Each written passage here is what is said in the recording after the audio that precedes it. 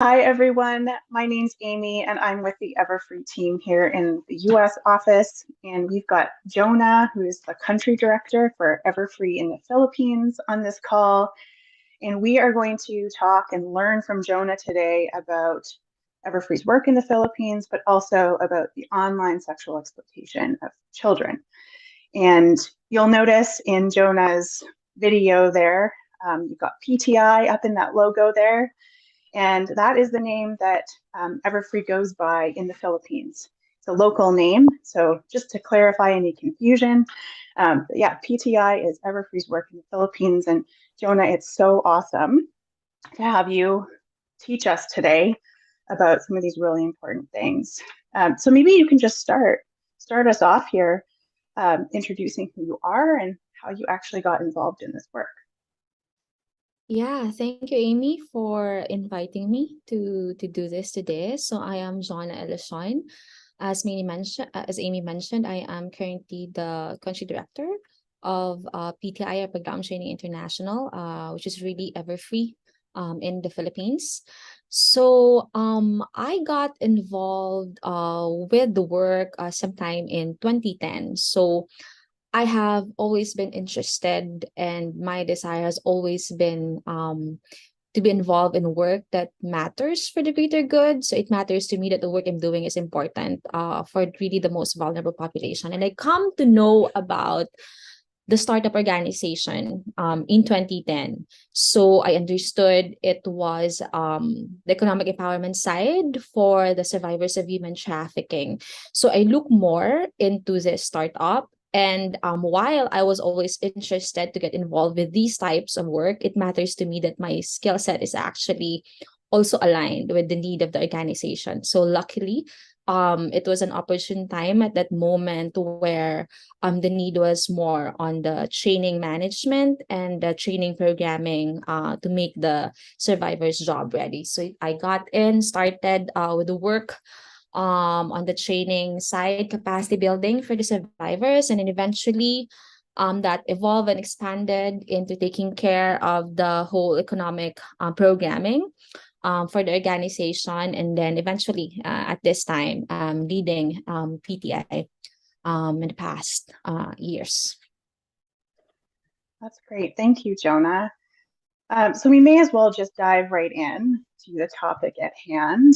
Um, the Philippines is known as a global hotspot for the online sexual exploitation of children. Um, I mean, you're Filipino, you're working in the Philippines every day. Maybe you can help us understand from your perspective and with EverFree's work what this looks like. Yeah, so maybe let's try to define first how OSEC or how, what it is really. So per Like it. IJM's definition, because we closely work with them here, it is online sexual exploitation is really the production of visual depictions that would include photos, that would include videos, live streaming of sexual abuse or exploitation of a minor for the purpose of online publication or transmission. So this is usually carried out for a third-party viewer in exchange for some compensation. Okay, no, that's really helpful.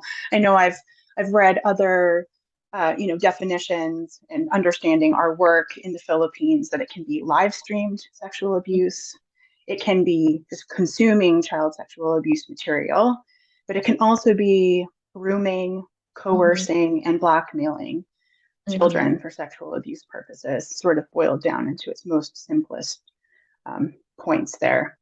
Uh, mhm, so yeah, so maybe you can explain to us a little bit more about what you see happening in the Philippines in mhm, this regard. mhm.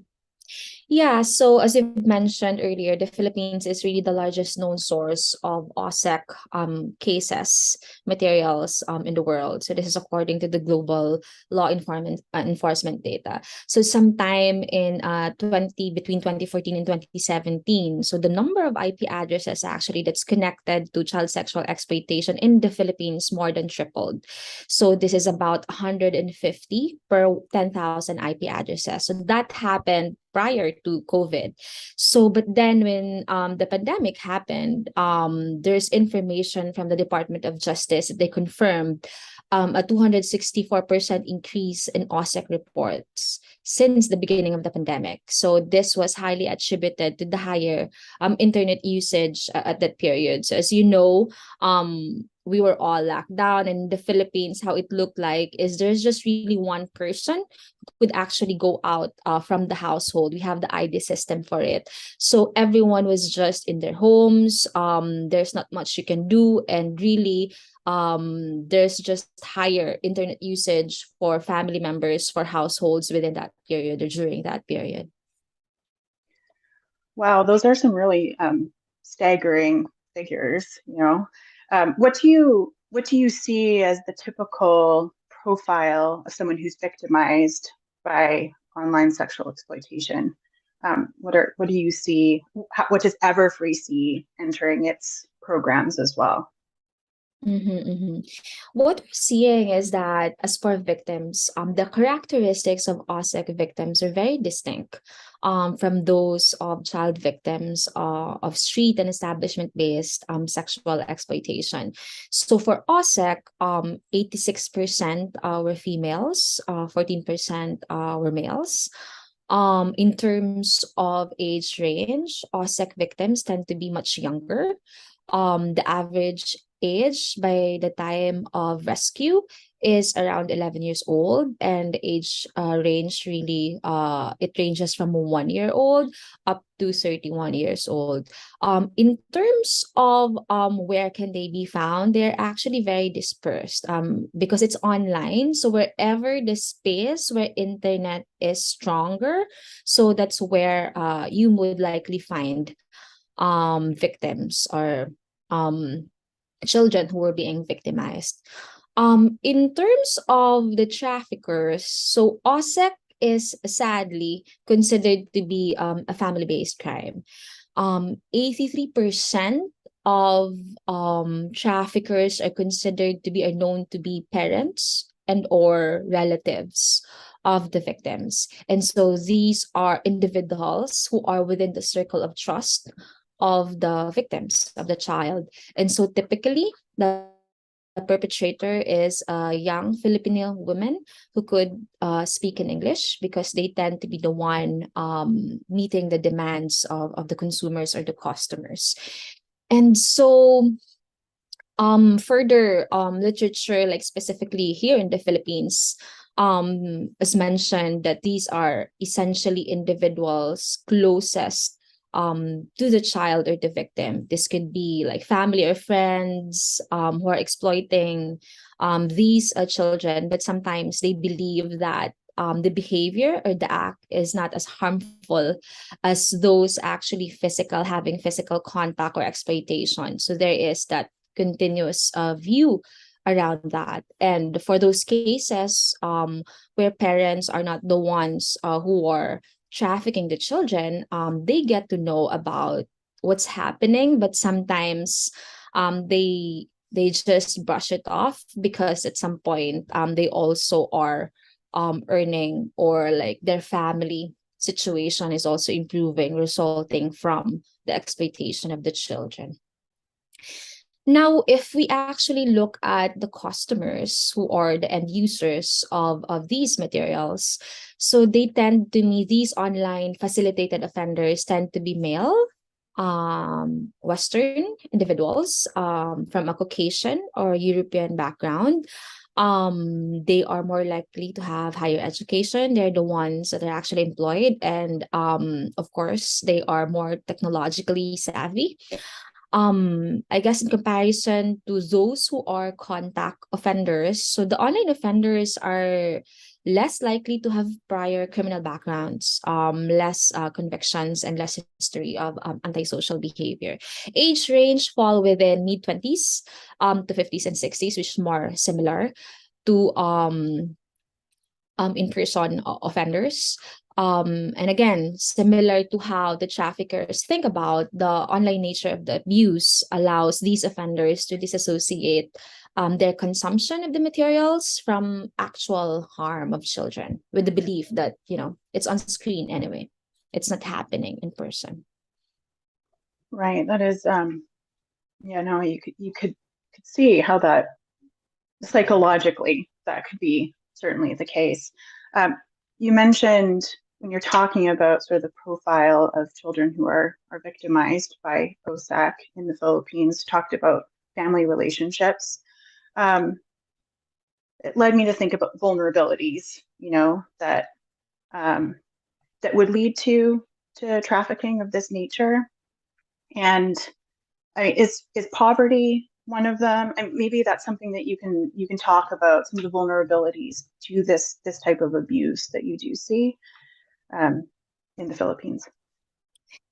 Yeah, so definitely that is the biggest vulnerability. Sadly, in the cases that we are working with, mostly, when you're poor, you can easily be preyed upon by those who have more. And so in the case of OSEC, the vulnerability we are plagued with OSEC, it's really due to the widespread poverty.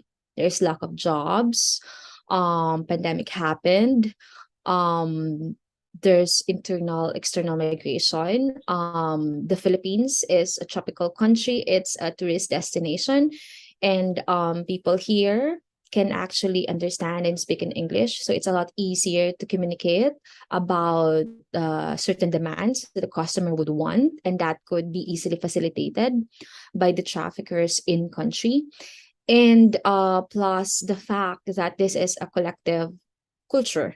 So the cultural norms really is that we uphold and prioritize family over one own's well-being. While that would look okay on certain areas, but really in the context of online sexual exploitation of children, it is definitely a big vulnerability. So, as I've mentioned, the country has really high internet access. So in the past, individuals, like, we know where the hotspots of OSEC were, because like you are seeing shanties, if there are like antenna where modems for internet could be seen outside of the houses, you would actually begin to think, why would a shanty or a small house in the squatter area would be able to afford a monthly fee for internet? So you would begin to wonder and think about what's happening inside that house. But then this time, you don't need that anymore. There's no indication of this modems outside of the houses, because we could all do it just using our mobile phones. So internet is a lot more accessible. And so, of course, as I've mentioned, there's English proficiency. And so that's really like the contributor as to why the Philippines is being targeted to meet, perceived to be able to meet the demand of increasing demand for CSEM, or the sexual exploitation material. So yeah. Um, I mean, it has the current. I mean, you've mentioned pandemic. Has certainly been a factor in spikes in rates of online sexual exploitation. Are you seeing, I mean, that we're facing other global issues now too, there's whispers of recession and inflation. Are you seeing other things like that starting to impact this as Yes. well? Yeah, so definitely. So as I've mentioned earlier, we know OSEC has already been happening. It has evolved over time, but then it became harder to detect. But the numbers of reports that the Department of Justice has received, as I mentioned earlier, tripled during the pandemic time. So it was mentioned, it's because of the pandemic and people were inside their houses and there's a high internet access for individuals. But then at the same time, the greatest vulnerability is no decent jobs for family members. People were losing jobs during the pandemic, and then at the moment, post pandemic, there's inflation. We are at the moment really with the lowest value of our peso, or our local currency. And more and more children and more families are becoming vulnerable, because when there's no income, you would always think about the easiest way to find the easiest money. And sometimes for these cases, we are imagining OSEC cases to continue to rise with this phenomenon or these situations surrounding us at the moment. Well, that, I mean, really does give a pretty grim picture, but maybe, Jonna, the next step here is to talk about some of the hopeful things that you are seeing. EverFree does work with OSAC survivors in the Philippines. Maybe you can walk us through that process. So when someone's been exploited, but they are referred to EverFree in the Philippines, what's that journey of healing and restoration? What does that look like? Mm-hmm. And yeah, how are you seeing hope in that too? So I could, I guess, better explain what we do by telling Aina's story. Aina is not, it's not her real name. So Aina was a survivor of OSEC that was referred to us a couple of years ago. So her story is one that illustrates how complex OSEC really is. So Aina was exploited by an older cousin who was working in a call center. So there was grooming involved in the process. Aina needed some help with her assignments and materials and to be able to thrive her online education at that period. And there's the cousin who was there really helping out in the whole process. But then later, as the relationship became comfortable, exploitation happened. So she was asked, along with other minors within their community, to actually take nude photos of them. And this was being sold online. Of course, there was rescue. Aina was taken in the shelter along with other minors. And that's where PTI came into picture. So Aina was referred to EverFree here in the Philippines on the for training. We helped her walk through what her career goals would look like. She went through this 3-month training, focusing on soft skills, focusing on goal development. But as we know, she was a victim early on. And so we had to be able to provide her with case management services, with counseling, with crisis intervention while she was doing the training.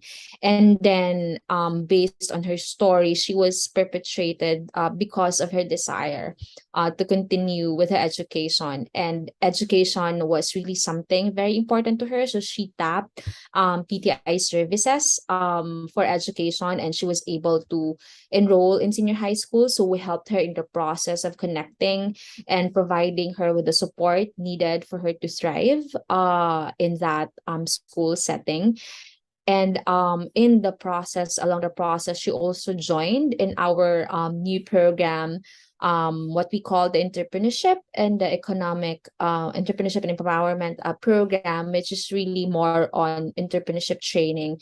And we helped her mother as well, who joined the training. So at the moment, Aina is enrolled in a city college, continuing with her education. She's enrolled in BS Elementary education.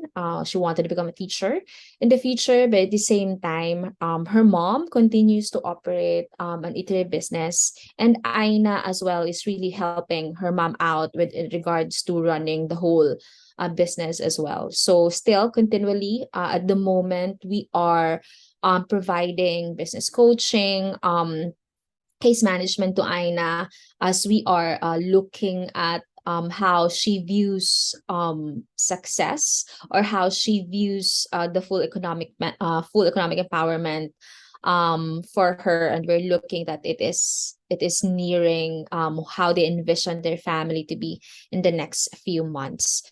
So we are hoping actually that through this work with Aina and her mom, we would be able to see same successes, same impact to other survivors that we are also working with.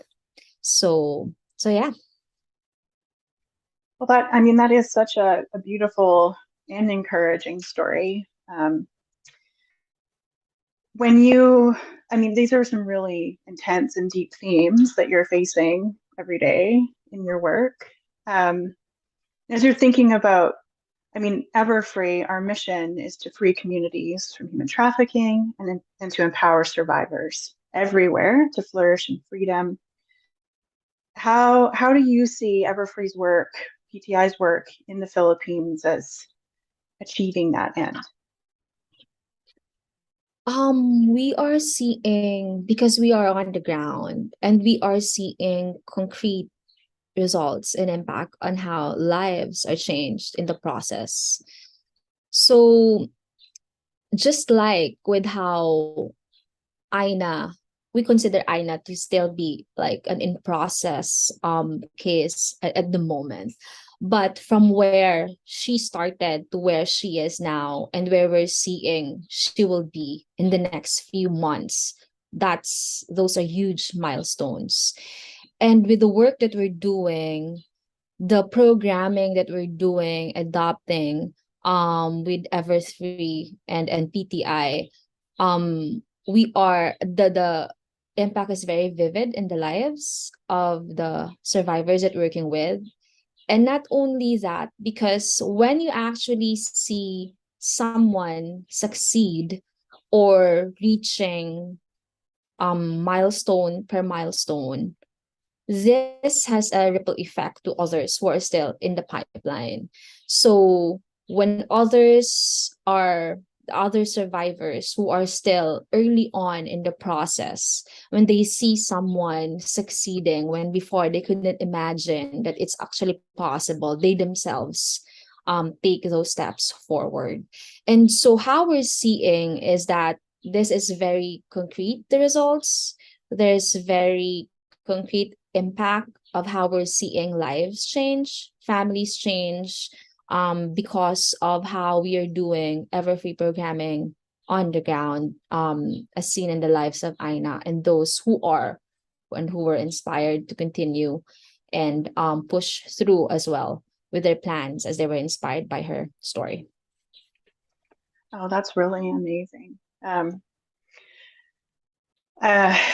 as we've discussed, I mean, these are really heavy themes. And as you've said, you are on the front lines day in, day out on the ground.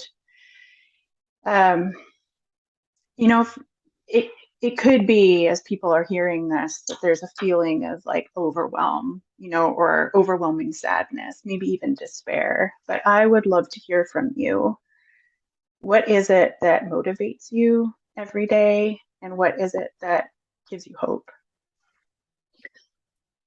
Um, it is actually what motivates me every day, and I guess what fuels the energy to continue the work every day is seeing how stories change. This doesn't unfold very quickly for the lives of the survivors that we work with. But as I've mentioned earlier, how these are changing, how the impact is vividly felt by those that you're working with, that is definitely enough reason for you to continue to better the work, to continue to listen to the survivors, to make the programming a lot better. That inspires you to just be able to find the resources to offer more of it to those other survivors who may need it. But at the same time, what fuels the energy is the desire as well of the survivors, their strength, their resilience, that when you actually are able to facilitate and provide them with the right resources and help, they could actually thrive. They could thrive in the lives that they wanted to live. So it's possible. Change lives, it's possible. And we're seeing it on the ground. Thank you, Jonah. I'm getting teary hearing your stories. Thank you. Thank you for sharing with us today.